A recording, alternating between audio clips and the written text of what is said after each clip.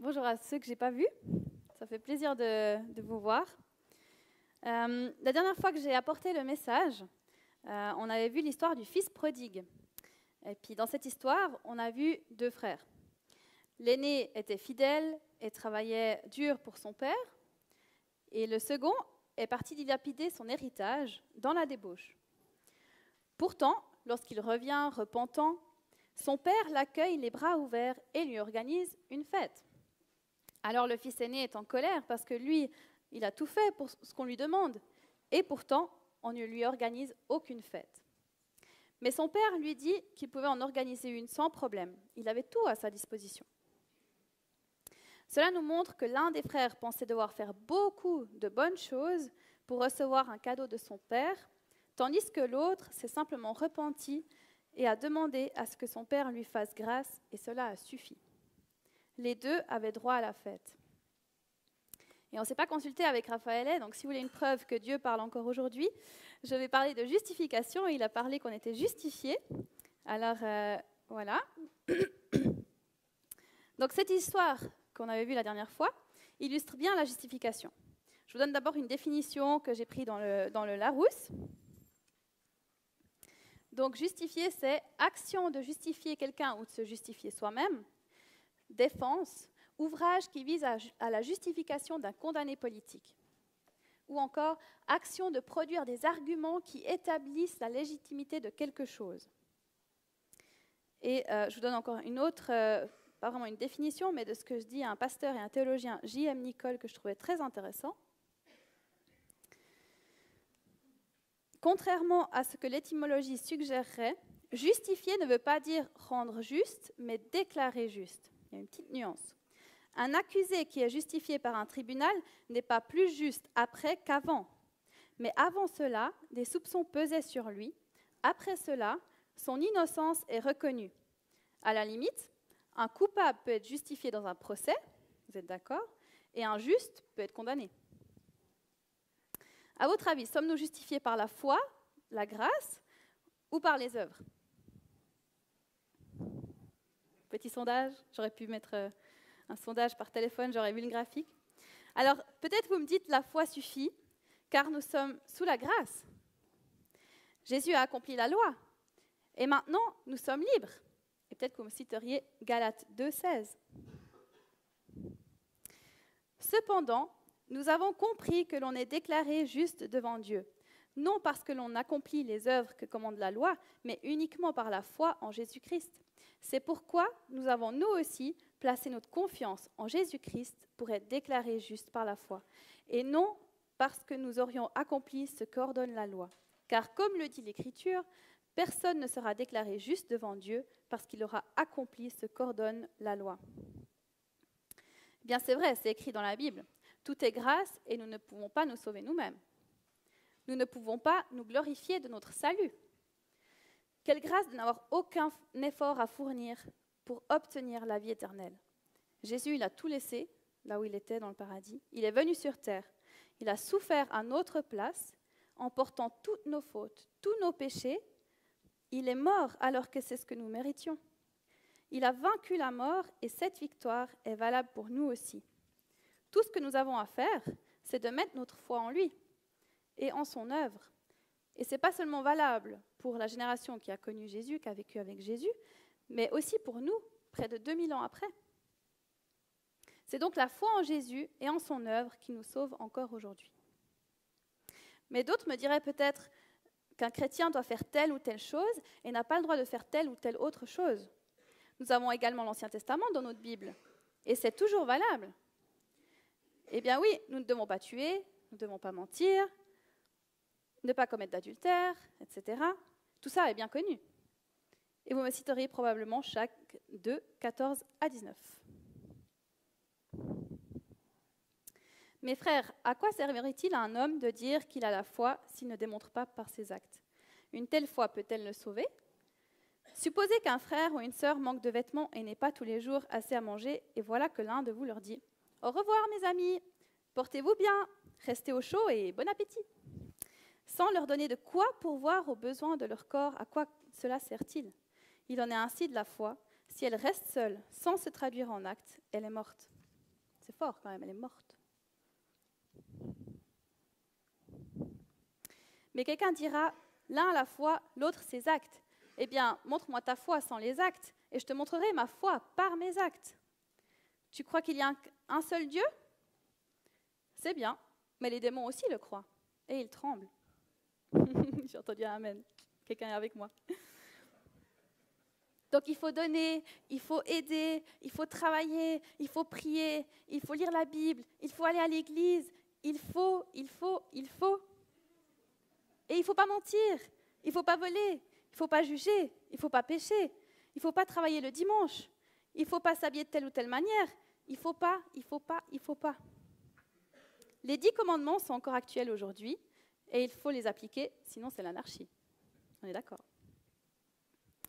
Eh bien, moi je vous dirais qu'il y a un juste équilibre, parce que vous avez tous les deux raison, les deux camps. Eh bien, je vous dirais que vous avez tous les deux raison, et je vous citerai Ephésiens 2, 8 à 10. Car c'est par la grâce que vous êtes sauvés, par le moyen de la foi.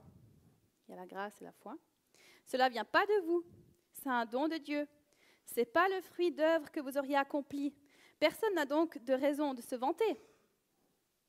Ce que nous sommes, nous le devons à Dieu, car par notre union avec le Christ Jésus, Dieu nous a créés pour une vie riche d'œuvres bonnes qu'il a préparées à l'avance afin que nous les accomplissions.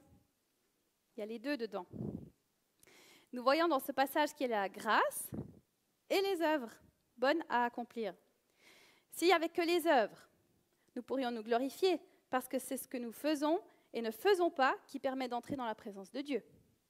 Et nous n'aurions donc pas besoin de Dieu. Mais s'il n'y a pas la grâce, on ne parviendrait jamais au salut, car nous n'arriverons jamais à accomplir toute la loi. S'il n'y avait que la grâce, il nous suffirait de croire et tout le reste de notre vie, nous pourrions vivre comme bon nous semble. Mais sans les œuvres, qu'est-ce qui changerait dans ce monde? Où serait notre sel et notre lumière? Mais il ne s'agit pas seulement de faire de bonnes œuvres pour Dieu. L'obéissance vaut mieux que le sacrifice. Faire les œuvres, oui, mais celles que Dieu veut. Celles qu'il a préparées d'avance afin que nous les pratiquions. Jésus est notre sauveur, c'est certain, et nous sommes reconnaissants pour ça, non? Mais est-il aussi le Seigneur de notre vie? Est-il notre Dieu? Nous souhaitons tous être sauvés de la mort éternelle, de la séparation éternelle avec Dieu. Mais sommes-nous tous prêts à nous soumettre à Dieu?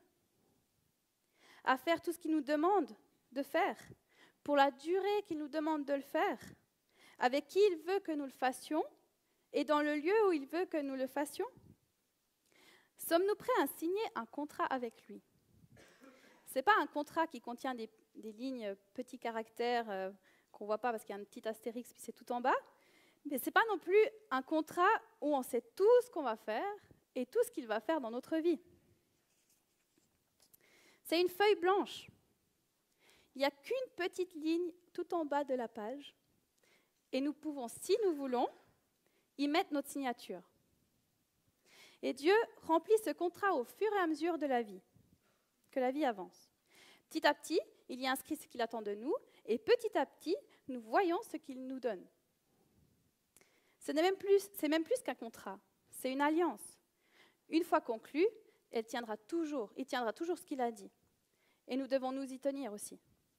Mais la grâce fait que, si nous ne tenons pas nos promesses, nous pouvons lui demander pardon et reprendre la route là où nous l'avions laissée. Alors, sommes-nous prêts à signer cette feuille? Je vous laisse réfléchir.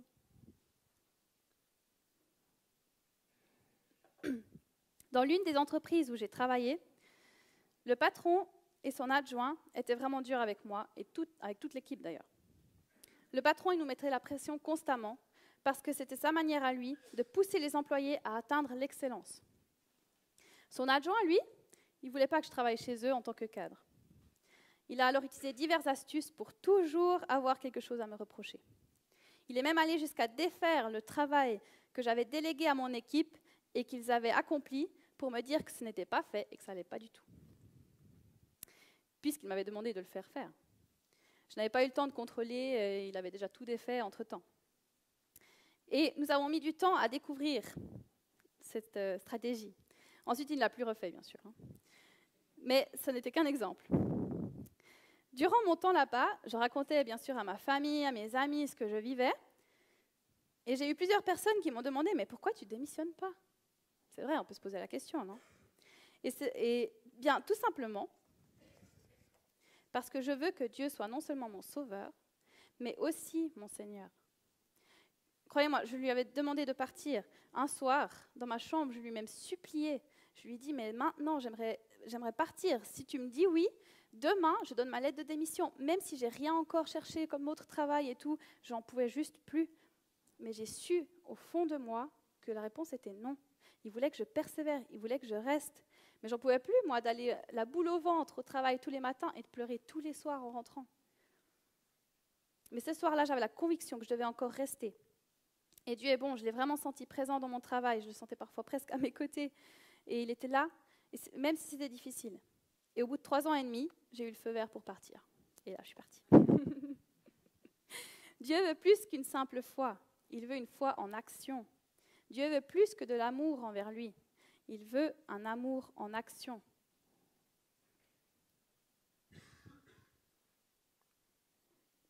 Parfois, nous avons l'impression que la Bible se contredit. Mais la vie est faite d'équilibre. Le sport est bon pour la santé, et pourtant nous pouvons en être accros, et ce n'est plus bon. Manger, c'est nécessaire pour vivre, mais trop, c'est pas bon. Alors si la Bible contient la foi et les œuvres, pourquoi en enlever une et favoriser l'autre ? Le risque de s'appuyer sur la foi uniquement, c'est le laxisme. C'est l'attitude de quelqu'un qui est excessivement indulgent, tolérant.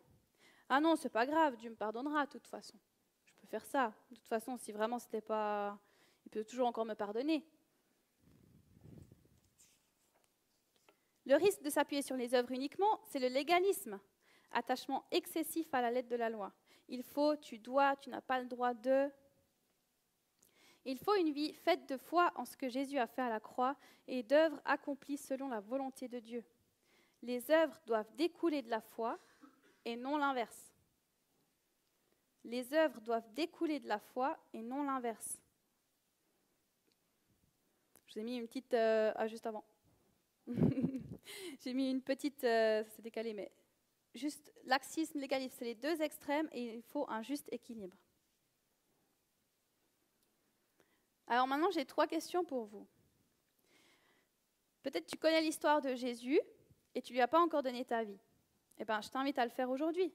Place ta foi dans le fait qu'il a porté tous tes péchés, tout comme il a porté les miens. Ou peut-être tu as la foi et tu as donné ta vie à Jésus, mais dans la pratique, tu n'arrives pas ou pas toujours à faire ce qu'il te demande. Aujourd'hui, tu peux lui demander de l'aide dans ce domaine et même prendre la décision de faire quelque chose qu'il t'a demandé de faire depuis un moment. Ou alors, 3e cas de figure, tu es plus dans un extrême que dans un équilibre entre foi et œuvre. Tu peux aujourd'hui demander à Dieu de trouver cet équilibre dans ta vie, de croire tout en agissant aussi, et ou de faire des choses en te laissant porter par sa grâce aussi. De trouver cet équilibre. Alors j'aimerais vraiment qu'on prenne 2-3 minutes pour vraiment réfléchir à quel cas de figure on est le plus concerné et qu'on puisse prier ensemble. Vous pouvez même faire des petits groupes de 3 et puis prier les uns pour les autres sans forcément dire voilà ce qui me challenge, mais juste de prier, de s'encourager pour qu'on puisse tous avoir un équilibre entre la foi et les œuvres, qu'on puisse avoir la foi toujours dans ce que Jésus a fait, mais aussi qu'on puisse agir dans ce que Dieu nous demande, qu'on puisse entendre la voix de Dieu quand il nous dirige pour ce qu'il y a à faire, mais qu'on puisse aussi avoir la foi dans la grâce, qu'on puisse placer notre foi dans cette grâce qu'on a de lui demander pardon et il nous pardonne.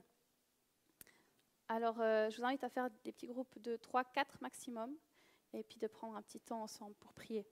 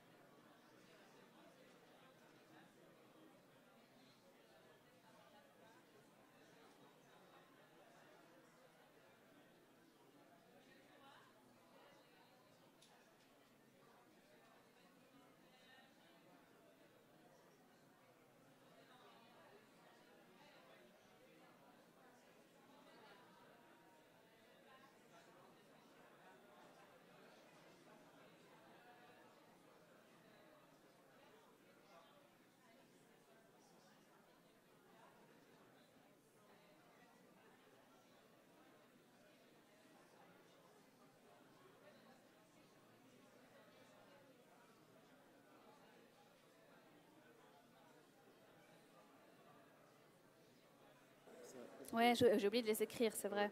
Merci.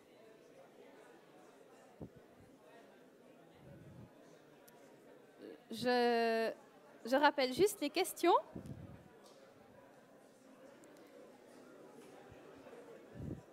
Peut-être que tu connais l'histoire de Jésus et tu ne lui as pas encore donné ta vie. Je t'invite à le faire aujourd'hui. Place ta foi dans le fait qu'il a porté tous tes péchés, tout comme il a porté les miens. Ou tu as la foi, tu as donné ta vie à Jésus, mais tu as encore de la peine à mettre en pratique ce qu'il te demande. Tu peux lui demander de l'aide dans ce domaine. Ou alors tu es plus dans un extrême entre la foi ou les œuvres et tu peux retrouver un équilibre en demandant à Dieu qu'il t'aide à être équilibré dans les deux.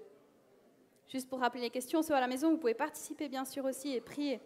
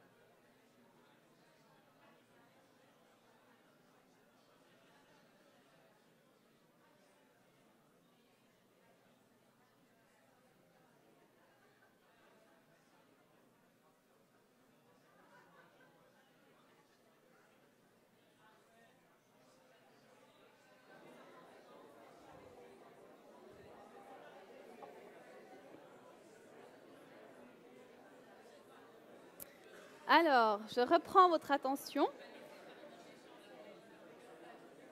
Ceux qui sont en train de prier encore, je vous laisse terminer de prier. Tous ceux qui sont en train de parler du beau temps, vous pouvez me regarder. Alors, votre attention s'il vous plaît. Je vous laisse finir de prier. Pour ceux qui prient encore. Tu peux remettre, Yoshua, tu peux remettre le schéma de l'équilibre juste avant, s'il te plaît. Voilà, donc moi je suis née plutôt dans une église, ou grandie plutôt dans une église qui était très très légaliste. Et puis ensuite je suis arrivée ici et j'ai trouvé un équilibre. Et j'étais vraiment très... oui, non, je ne suis pas tombée dans le laxisme ici, ne vous inquiétez pas. Mais voilà, j'ai vu un peu, j'ai dû passer dans le côté plus soft, si je peux dire, moins légaliste. Et j'ai dû faire attention justement à ne pas aller dans l'autre extrême, parce qu'on a envie de se libérer un peu de ce légalisme. Et c'est pour ça que je sais de quoi je parle et je vous encourage vraiment à, je ne connais pas vos arrière-plans, mais à trouver cet équilibre, peu importe d'où on vient. Parce que c'est très important, c'est vrai que Dieu est saint, il ne faut pas oublier ça, il est 3 fois saint. Et on ne peut pas faire n'importe quoi, on ne peut pas faire n'importe quoi et aller vers lui, pardonne-moi s'il te plaît, et puis on recommence. Il y a vraiment, c'est vraiment important de ne pas oublier qui est Dieu et qu'il est Dieu, et il est unique dans cette position-là aussi, et qu'on puisse vraiment faire ce qu'il nous demande de faire, qu'on puisse vraiment faire attention à nos paroles, à notre regard, à nos gestes, à tout ce qu'on dit, tout ce qu'on fait. Mais il y a la grâce, on a un Dieu qui est bon, et qui fait vraiment la grâce. Et c'est important justement de pouvoir se soumettre à Dieu. Et c'est important aussi que quand on chute, quand on manque la cible, eh ben on peut retourner vers lui et lui demander pardon. Et il est fidèle et juste pour nous pardonner. J'aurais juste prié pour la fin. Merci Père parce que tu es qui tu es. Merci parce que tu es un Dieu juste et bon. Merci parce que tu es Dieu, tu as créé l'univers, on n'arrive pas à se rendre compte de ta grandeur, de ta force, de ta majesté. Mais merci parce que tu es aussi un Dieu tellement proche de nous, qui nous parle, qui nous inspire, qui nous guide. Et merci parce que même si on peut se soumettre à tes plans, tes plans ils sont bons pour nous. Même dans les défis, tu es avec nous. Parfois, on ne comprend pas pourquoi on traverse ce genre de choses, mais tu es avec nous. Et je te prie vraiment de nous aider à trouver cet équilibre entre grâce, foi et puis œuvre, qu'on puisse faire les bonnes œuvres que toi tu as préparées d'avance pour nous. Là où tu nous as donné le potentiel, là où tu nous as donné toutes les ressources, qu'on puisse faire ces œuvres bonnes-là, mais qu'on puisse aussi rester dans la grâce, même quand on pêche. Merci parce que tu es miséricordieux, merci parce qu'on peut venir vers toi et trouver la grâce, trouver le pardon pour continuer. Amen.